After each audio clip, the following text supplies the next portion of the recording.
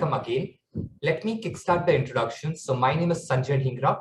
I'm a co-founder and director at INSEAD Global Education. We are a UK headquartered company that mainly operate in the higher education space, connecting top universities and top tier candidates like yourself with each other. So we are a platform or a channel for universities and prospective candidates to connect with each other, know more about each other, get information, get insights, experience or taste the teaching from the universities, and then take an informed decision. In today's session, we have Brendon Lowe, who is the Assistant Director of Recruitment at INSEAD. He looks after admissions for the MIM program and the MBA program at INSEAD. So I'm going to let him talk to you or introduce the INSEAD MIM program to you briefly, and then we'll do some Q&A with him, ask him certain questions, and take things ahead from there. So at this point, let me hand it over to Brendon. Over to you, Brendon. All right. Thank you very much, Sanjay, and a very good evening, everybody. So thanks for the warm introduction, and also, I'm really grateful for all of you making time this evening to join me and Sanjay here for this presentation. So as Sanjay mentioned, I'm the Assistant Director for Recruitment for the INSEAD MBA and Master in Management program. I think what Sanjay did not mention is that I am specifically responsible for South Asia and Southeast Asia, which means if you are applying indeed to INSEAD, I will be your main point of contact. All right, so I think that's pretty good information to have. I just wanted to get that out there. Now, the purpose of today's information session is for me to tell you more about INSEAD and our Master in Management program. I am sure that the name INSEAD needs very little introduction. I believe most of you would have already heard of our globally ranked MBA program. But the Master in Management is a relatively new program, which is just turning 3 years old this year. And I think that this is a wonderful chance for me to tell you all about it. And looking at the general profiles that Sanjay sent, I believe many of you are also at the perfect time in your lives to consider a Master in Management like this. All right, so without further ado, I'm just going to tell you a little bit more about what our MIM program could possibly do for you. Now, along the way, if I become inaudible or if you have difficulties hearing me, please feel free to leave it in the chat and I'll try to correct how I'm speaking. All right. Now, most of you, I'm guessing, would have already heard of Masters in Management in general. You would know that they are typically degree programs designed for younger working professionals with less than 2 years of work experience. The INSEAD MIM program, however, is a little shorter than the average MIM program out there. The duration is only 10 months. Note that this does not include a 4 to 6 month practical experience components. So it's actually 10 months plus 4 to 6 months of either an internship or basically a full-time job. And we will share a little more details about that, but take note that the entire official duration is actually 14 to 16 months. Now, it says here that our MIM program is in multiple locations. What exactly does that mean? You would know that INSEAD is an international business school. We have campuses in Fontainebleau and in Singapore, as well as Abu Dhabi and an innovation hub in San Francisco. When I say that our MIM program brings you to multiple locations, it literally means that you will get to experience most, if not all, of these locations during your studies with us. So you will spend the first 6 months in Fontainebleau, the next 4 months in Singapore, and an optional field trip to one or more of the other locations I mentioned earlier. Right? So what makes our MIM program advantageous when it's such a young program with just 2 years of full cohorts? First of all, obviously INSEAD is a top-ranked business school. The same facilities, the same staff, the same functions that support and drive our MBA program will be fully available to all our MIM students as well. This also means that you will have access to a very, very wide-ranging alumni network. It doesn't just mean you're confined to the MIM alumni. You will also be in touch with MBA alumni, of which there are about, 60,000 in the whole world. So there's international exposure. You get to go to many different countries. A lot of our students end up working overseas as well. The program is designed to be very practical, which I know that every other MIM promises. So I'm not going to say too much about that. But I think what's most important is that we ensure you have access to top employers. And if you've seen our scorecard with regard to, say, management consulting, you know that we really give you access. All right. Okay. All right. So just a reminder, if you have questions, I would actually invite you to leave them in the Q&A if that's possible. It would then be easier to track the question, because if you're leaving it in the chat, then future chats will just keep moving your questions away and it's hard to keep track. So try to leave them in the Q&A segment if you can. All right. So let me tell you more about the program structure. Now, in INSEAD, all curriculum is divided into 2-month segments, which we call periods. So one period is 2 months, which is 8 weeks, right? The structure of a period within the MIM program is very, very straightforward. It starts with 5 weeks of developing knowledge. This basically means you just go through classes, right? You just attend classes for the first 5 weeks. In week 6 and 7, we start moving towards application, where you use the knowledge you learn in class and apply them to practical projects or problems that will be shared with you by the faculty. In week 8, the end of each period, you then have exams and you test the expertise before you go on. So it's a very simple flow. We do that 5 times over your 10-month studies. So this is what a full curriculum looks like. If you can't read the small text, don't worry about it. This is available on our website. All I wanted to show you is the breakdown of the periods, and also that each period can be expected to be really intensive. In every single 2-month period, you have 3 courses, you have a workshop, and then you have your practical exposure. One thing I want to direct to you, if you can squint a little and read the small text, is how aligned and well-designed each period is. For example, look with me at period 1. You'll see that the core courses you go through are data analytics, financial reporting, and marketing. We then ensure that your workshop and your practical exposure are very closely aligned with that. So if you look at the practical exposure, basically you have to do leveraging data for marketing science. We are combining all the stuff you learn in your core courses into one single hands-on project, and this really helps to reinforce learning. So when we say that our program will prepare you for what you need to do at work, we mean it. All right. Aside from the syllabus, I also want you to take a look at the location that you will be in each period, reiterating here that the first 6 months in Fontainebleau, the next 4 months in Singapore, together with an optional field trip to either Abu Dhabi, San Francisco, or China. You then end up with a professional exposure section, 4 to 6 months in duration, which can be anywhere in the world. All right, so far so good, I hope. As for most of the questions, I will come to you toward the end of the presentation if you don't mind, so just be patient, okay?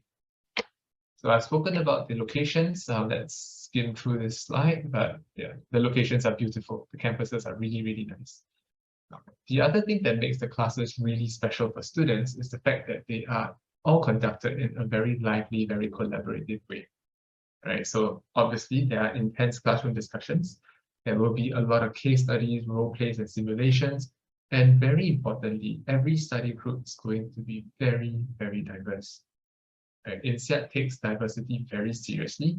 Even in a small class of about 200 MIM students, we see easily at least 30 to 40 different nationalities represented. So that's how global your classroom is. And this diversity has been proven and also very well accepted by our students. It's a very important part of our DNA, and that's the kind of diversity you get to benefit from if you were to be in our classroom. So enough about what the program is. What does it do for you? What kind of careers does it lead on to? So here are some statistics from our pioneer batch, the batch that just graduated in 2021. We found that within 3 months of them completing the program, 66% of them got a full-time offer, 26% got an internship, and the remaining 8% actually have an offer received. At the point of the survey, they just hadn't decided which one to take yet. And one thing I want to stress here is that I'm saying 100% of them got offers. What I'm not saying is that most of them got multiple offers. Most of them have not actually had at least 3 offers, and they were simply deciding which one they wanted to do, which country they wanted to be in, which industry. So the powerful thing is that most of our MIM students have the luxury of choice. They feel like they can take their time through offers because they know they're going to get something. and it really pans out in the numbers, right? More importantly, the breakdown of sectors, you see that 49% of the class went into consulting. Obviously, a good many MBB here as well, although we don't have the precise statistics. And then closely followed by TMT, which is telco, media, and technology. Lastly, we have corporate sectors and then finance, which is basically everything else. If you're looking at the regional statistics as well, 51% of students ended up working in Europe, 30% in Asia Pacific, and then a scattering across the rest of the world. All right. The internationality I want to bring up is that 58% of students work outside their home country. So that's very impressive, considering that this is the very first batch to complete the INSEAD MIM program. Right. So yeah, I hope that these statistics give you some good idea of what you might expect for your own career if you were to successfully graduate from this program. So you've heard all the good stuff. You've heard about what it's like. You've heard about where you're going to be, the career options you have. What exactly do you need to do to get into this program? It's actually a very straightforward application process, and the things we look for are not complicated at all. Right? I will summarize it in just 3 key aspects. Number 1, academic performance. Right? The MIM program is a rigorous and intensive curriculum. You can't get through it if you don't have a certain level of academic ability. So that's why we need this, to make sure you survive. Secondly, we need international motivation because of the very global classroom I spoke about earlier. If you don't have that desire to really learn about other cultures, if you aren't going to be used to integrating yourself with different cultures every day, you won't survive the class either. So we need this international motivation. And lastly, we want to know your ability to contribute. We want to understand why all your other classmates in the MIM program are going to benefit from having you alongside them. And you need to tell us these in your application, in your essays. The way we assess these are through a set of very straightforward documents. What you will need to do is to start your online application, give us a GMAT or GRE score, share a few basic documents like your transcripts, language certifications. One important point here I want to highlight is that students who completed their undergraduate degrees in India do not need to certify their English language proficiency. That means no IELTS, no TOEFL, no need for your transcript to say your lessons taught in English. We know that already. So for Indian students, you get a free pass here, right? Now, the next and most important bit is explaining your motivation through essays. And we have a set of essays that we use to get to know you, answer the questions, and do your best to tell us all you can about yourself, right? We also require 2 letters of recommendation, basically professional or academic referees who will tell us why you're so amazing, right? And then we have video interviews where you will go through 5 questions. Actually, 4 oral questions, which is where your response is recorded through a webcam, and 1 written answer. All right, so that's the whole process. And what it looks like is something like this. This is your road through the MIM program. The entire journey mapped out for you. It starts with downloading the form, giving us all the requirements, all the documents, piecing these in as early and as soon as you can, leading up to your round deadline. If you do it before the round deadline, you move on to the video interview and perhaps an optional interview with alumni or the admissions committee. Then you just sit tight and wait for 6 to 8 weeks before the decision is made known to you, and then you choose whether you want to accept the offer or not.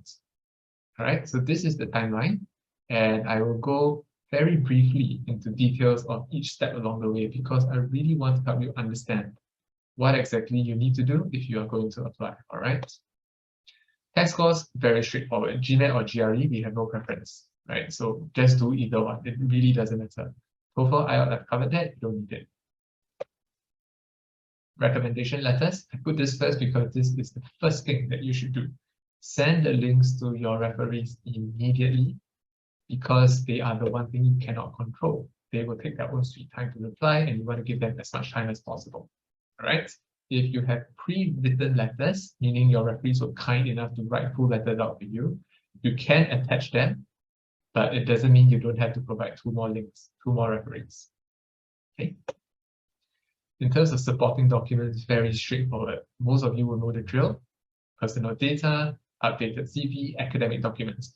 If you haven't graduated at the point of application, perfectly fine. You don't have a degree certificate, just give us your mark sheet or your transcripts as available, up to the latest date. You don't have to give the full set. If you're still studying, that's perfectly okay. I come to the essays, spoke about them earlier, 5 essays with very strict word limits. And I'm putting here as a caution that most candidates take around 2 months to write these essays. It is not going to be easy. It is not going to be something you can bang out in a single night. And I strongly encourage you to get people to help you with this. In that you have a friend to proofread things for you, you have people to bounce ideas off, or you talk to somebody, ask them their perspectives about your strengths to complete these essays. Don't do it alone. All right. I've spoken about the video interviews, the little details. 1 minute to listen to a question, 45 seconds to think. Very straightforward. And yeah, just be yourself, right? I know it's very cliche, but that really is true. That's really what we're looking for. Having said all that in terms of the requirements, in terms of the application steps, here are the deadlines. If you are thinking of applying to join us in August next year, we break the application cycle down into 5 rounds because there are some differences in your chances for a scholarship in each round. Earlier rounds have slightly better chances for a scholarship. Later rounds have almost no chance for a scholarship. So if you want a scholarship, which by the way can be up to 20% of the tuition fee, I strongly encourage you to go for rounds 1 and 2 at least. Okay, so deadlines are all here. Aside from the application deadlines, we have also very transparent interview deadlines and decision deadlines, which means that if you apply by the 4th of October, we guarantee that you will complete your interviews by the 26th of October, and you will receive your decision by the 23rd of November that year. Very straightforward, very transparent. Okay. Now, I've spoken earlier about tuition fees, and I want to highlight here that the tuition fee for the MIM program is 49,500 euros. Like I said, scholarships can be up to 20%. The average amount awarded is actually between 16,000 to 18,000 euros. 12,000 euros, sorry. That's the average, and about 1 in every 4 students enjoy some kind of award. We have some that are merit-based, we have some that are need-based. And for the merit-based, they are normally automatically granted. For the need-based, sometimes you will need to submit a separate scholarship application after you have been accepted. All right. Obviously, the scholarship is not going to pay for everything, and we understand that most students will need to secure a financial loan, an education loan, and we have also some partners who are willing to help out, such as Prodigy Finance, which I'm sure most of you have heard of, as well as Brain Capital. Right, so these are additional sources that you can make use of, and I will tell you that the funding options available specifically for students in India are way more robust now than they were 5 years ago. Right. So with all that, that was a fairly quick and I hope painless sharing about what the INSEAD MIM program is all about. I will invite all of you to stay updated by visiting our website, sending us an email, getting in touch with us via LinkedIn or all the other social media platforms that are available here. The websites have extremely detailed and updated information, which you will definitely benefit from by reading. Okay, so I'm going to take this time to look at the Q&A, which has been popping up. Sanjay, if you'd like to join me, please feel free. Sure. Thanks, Brendon. Thanks for that. Okay, great. Let me just add myself into the video as well. Okay. Great. So, I'm not sure if I'm visible to the audience yet or not, but if I am, great, let's get started. So, Brendon, thanks for making this presentation. It was extremely quick but insightful.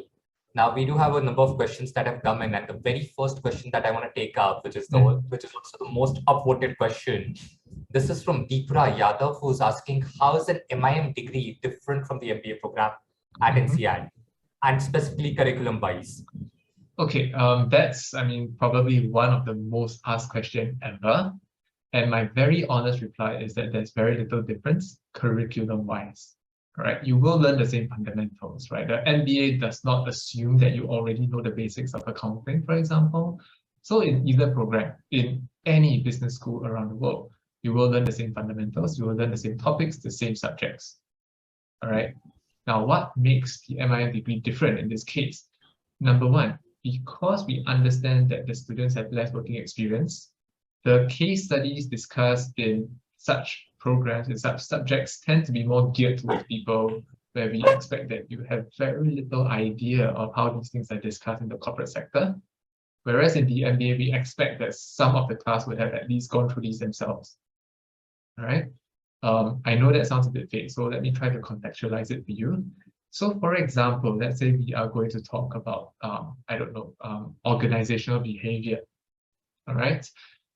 In the MIM program, the curriculum might be a little more theoretical. So they might share more theories about how organizational behavior ought to be conducted, or they will share findings from experiments that were either, measured or conducted, and then say, okay, based on this experiment, we found that the best way to incentivize people is not by using money, but by using compliments.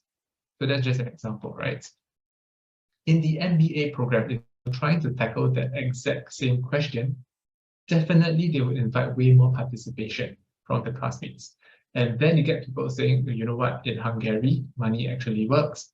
And then somebody from China would say, you know what, in China, we love compliments, we don't like money. And then you start getting a little more added perspective from outside of just the faculty. Whereas in the MIM class, we expect a little less of that. Right? But you're learning the same thing. I want to stress that. So I hope that helps you to understand where the difference is.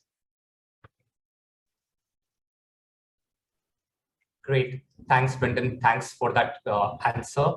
The next question I have, the next most upvoted question, this is from Anuradha, who is asking what the average package which the INSEAD MIM students receive after graduation. Okay. Unfortunately, I can't announce the statistics yet because we haven't finalized it.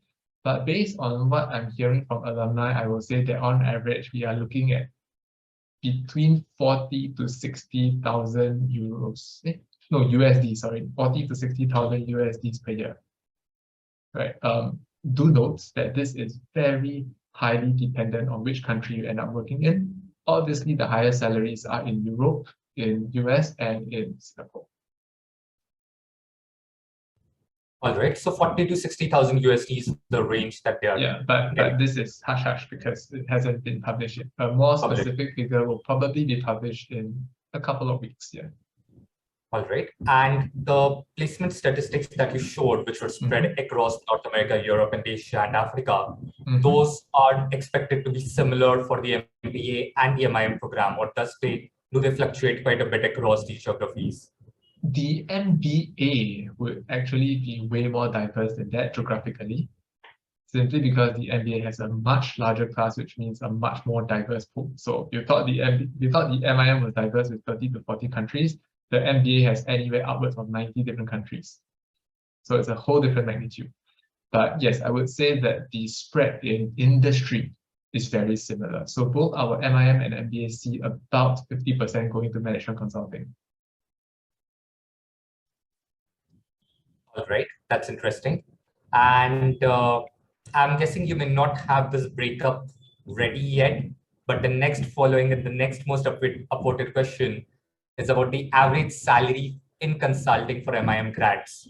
It's the same range because so many of them go consulting that they really skewed the average. So it looks about the same range. Fair, fair. So to the audience, logically, right, since the majority of the cohort ends up joining consulting, the average of the cohort and the average in consulting would be in the similar range. Yeah, and exactly. That's just mathematics. Great. All right, so the next question I have is from Suhrit, who's asking if there's any difference in campuses in terms of brand value or salaries. So whether the person studies in Singapore or the Fontainebleau campus, are there any differences in the recognition and market acceptance? I don't think that that's possible to answer because all MIM students have to go both campuses. So everybody has exactly the same experience. We can't say which campus adds more in terms of brand value. I will say that in Fontainebleau, which is a small city that is 1 hour away from Paris, the whole city, the whole Fontainebleau is basically built around INSEAD. So when you're in Fontaine, yeah, brand value is high. Everybody knows that INSEAD. In Singapore, maybe a bit different. But yeah, when it comes to the career options, you can't measure a difference since you have to go both places. Yeah. So as Brendon was mentioning, right, since you study on both the campuses, there's actually no difference. You're a graduate of INSEAD, you've studied on both the campuses. So it's the same market acceptance for both, technically. Great. The next question I have is again from Surat, who's asking about the networking opportunity with the alumni at INSEAD. So how does the alumni engagement and networking for current students work with alumni? All right. I will say it works via 3 main channels. Number 1 is formal, which is where you just go for networking events, you go for reunions, you go for INSEAD summer events, and those obviously only when they happen. When they happen, go there, meet alumni. It's up to you how you want to talk to them, right? We're not going to sit you down and say, hey, you talk to that person. It doesn't work that way. That's the formal one. We have events for you to do it. The informal ones, obviously, you just reach out, right? You just connect with anybody on LinkedIn or maybe somebody you met and just say, hey, I'm from INSEAD, you are from INSEAD, shall we chat? And in most cases, they will be happy to. So one very interesting case I just saw on LinkedIn, I think this morning, one of our alumni is in Lebanon. I mean, he's Lebanese, right? He just went back home. And he had a face-to-face chat with his prime minister, who is also an INSEAD MBA alumni. All right, so that is the power of the INSEAD connection, and that happens. So I mentioned 2 channels so far. The third channel is basically online. We have this Yammer platform. Some of you may know this. It's like Facebook for companies. There is a Yammer platform for the entire INSEAD community. Every day I'm getting things like people asking, hey, who wants to join the app startup? Who wants to do sustainable work in Pakistan? And so on, so forth, all kinds of requests all the time. That's another platform for informal networking with the alumni. All right, so it works in many ways. Yeah.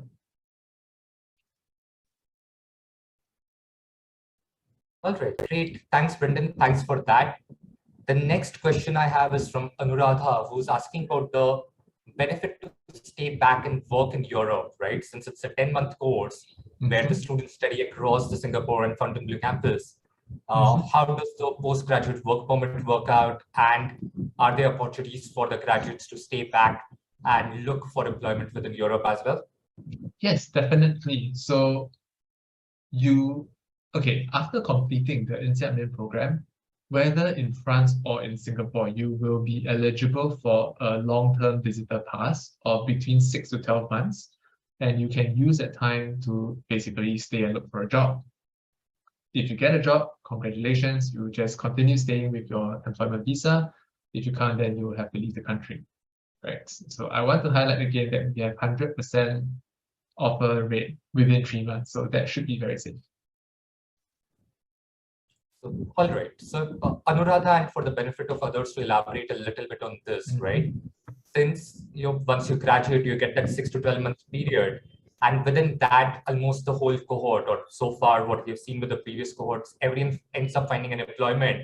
Then you're on the employment visa. So you don't really need that temporary visitor pass anymore. You're on the employment visa, and then your company keeps on renewing that or keeps on sponsoring that. And you can stay back as long as the company is sponsoring that, or till the time you have a sponsor with the employer, right? So it could be the same company or some other company, but your company can keep sponsoring that visa for you, and you can stay back as long as the employer is doing that. Yeah, exactly. Couldn't have said it better myself. Now, okay, so Brendon, INSEAD is known for consulting, right? You see such a huge percentage of your MBA, the MIM program getting into consulting. What about people looking for opportunities in other domains like finance, marketing, operations, or something else? Okay, so as you saw from the statistics, only 13% of students ended up in finance. And I will honestly tell you, if you are committed wholeheartedly to finance and nothing else, you probably shouldn't come to INSEAD. There are very good schools like LBS where you will probably get a bit more opportunities to finance, right? However, if you want to explore some finance but also keep your options open, then yeah, come to INSEAD, probably better for you. Now, when it comes to other disciplines like marketing, maybe operations management. I would say, to my knowledge, there are no very, very, very good MIM programs for those specific domains. One top MIM is as good as any other. So that's my very, very honest reply. All right. So yeah, so again on this one, right? And Brendon, a follow-on question over here. My assumption or my belief would be a lot of alumni who get into consulting immediately post the program may shift to finance eventually. I saw that with my business school as well. A huge percentage got into consulting first, spent 4 or 5 years over there, and then eventually shifted to corporate functions like finance, marketing, or operations. Do you see that happening with your alumni as well? Exactly. That is one of the major draws of a career in consulting. It ultimately prepares you to go literally any other industry, right? That's why so many people like to go consulting. It's a fantastic starting base. And of course, the Goldman Sachs and Morgan Stanleys of the world are littered with people who are ex-McKinsey, ex-Bain, ex-BCG. So yes, Sanjay, you are spot on. But again, I wouldn't say that you can guarantee get into finance after consulting. So I just wanted to be really careful with that. Sure. So I think to the audience, one message over here: do your research, right? Spend time on LinkedIn. I realize that's possibly the best source or resource that you can have. So look at in LinkedIn, you can put in a filter. So search by the graduate school, search by INSEAD. Look at industry-wise employment or alumni. Look at company-wise alumni. So see if you have certain target companies, right? So if you have 3 to 5 target companies that you really want to work with, see what number of INSEAD alumni work in those companies, right? The employment statistics that you see immediately post the graduation, those change over time. You have alumni moving sectors, moving industries, moving from consulting to other corporate functions as such. So look at those statistics and you may get a more appropriate indication whether you have a network in that industry or not, right? A lot of opportunities do get cracked by alumni networking with them, reaching out to them, connecting with them. And if you have alumni in the companies that you're targeting, that's your foot in the door for a new opportunity. All right. So, Brendon, one question over here. A lot of our audience are currently undergraduate students. They are either in the pre-final year or final year of studies, graduating in 2022 or 2023. If these people apply to the MIM program directly without getting any work gigs at all, does it impact their chances compared to other applicants who have got some work gigs?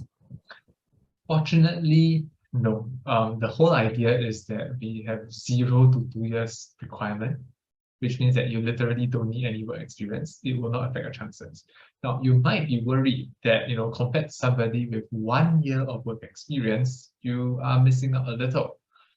I think you can rest assured that the difference is really, really marginal.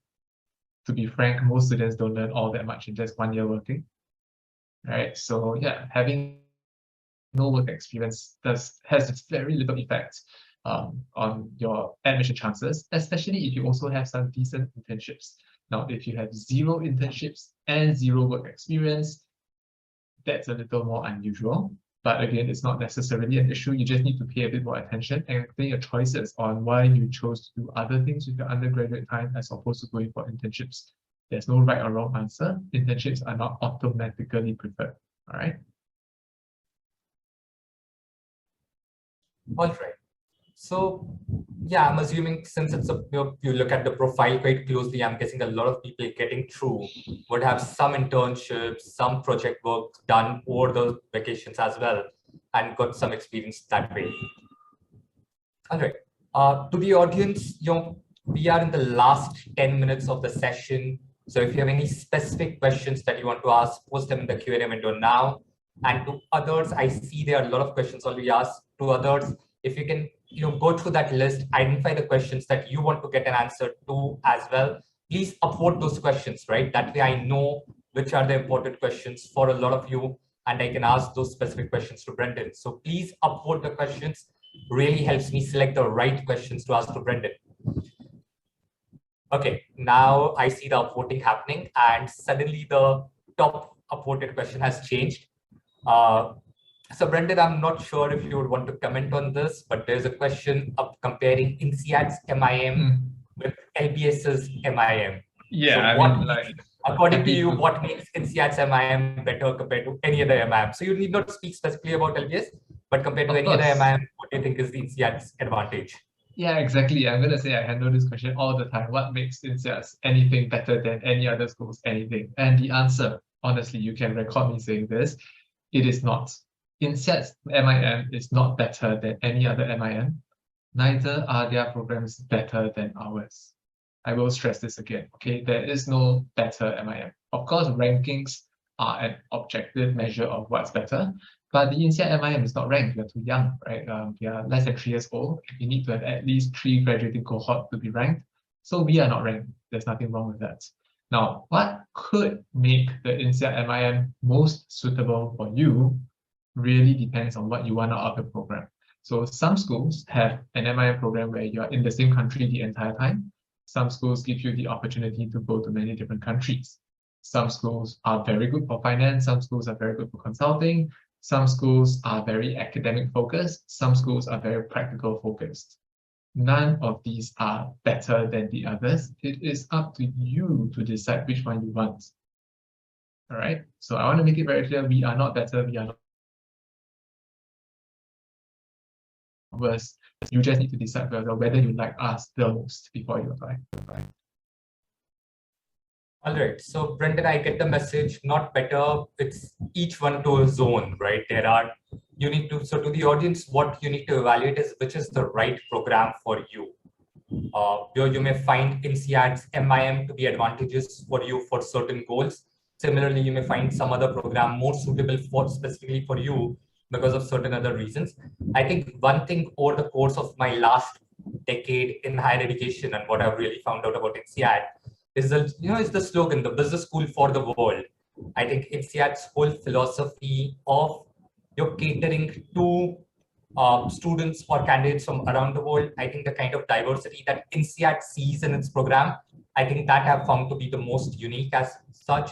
The percentage of international students at INSEAD, I think, is as high as 90% across various programs. If I remember correctly, for the MBA program, it's really high as well. So I think the diversity, the international diversity that you see in the cohort, and consequently the network that you build post-graduation, right, which is spread across the world, I think that's something which I have personally found to be extremely unique and extremely appealing about INSEAD. But you need to do your own evaluation and identify your reason for picking up a certain program over the other. Yeah, so thanks for that, Sanjay. I know we are running short of time. I just wanted to add on to that. It's very interesting that you state that, international student metric, and we see what fraction of our students are international students. It's actually really hard for INSEAD to do that because we don't have a local student in the first place, right? Local students don't necessarily are French or Singaporean, because a Singaporean student could go to France and then he'd be international. So if you want to look at it that way, we are technically 100% international students. That's just our DNA. That's right. So you have such a large diversity in the cohort. I have had friends who studied at INSEAD, did the MBA, and the network that they talk about, which is literally spread across the whole world, I think that's something which I have found to be the most appealing. About, of course, the learning, the faculty, but the diversity in the cohort and the network is something that's really appealed to me as well. Great. All right, I have this next question from Ajit, and it's now the most upvoted question. What makes more sense for a career in finance, an MIM program or an MSc in finance? Any opinion on that, Brendon? Frankly speaking, which aspect of finance? If you want to do something that is highly quantitative in nature, say financial data analytics, you need a specialized degree, right? You won't get too far without any specialized tech knowledge or analytics knowledge. So that's the truth.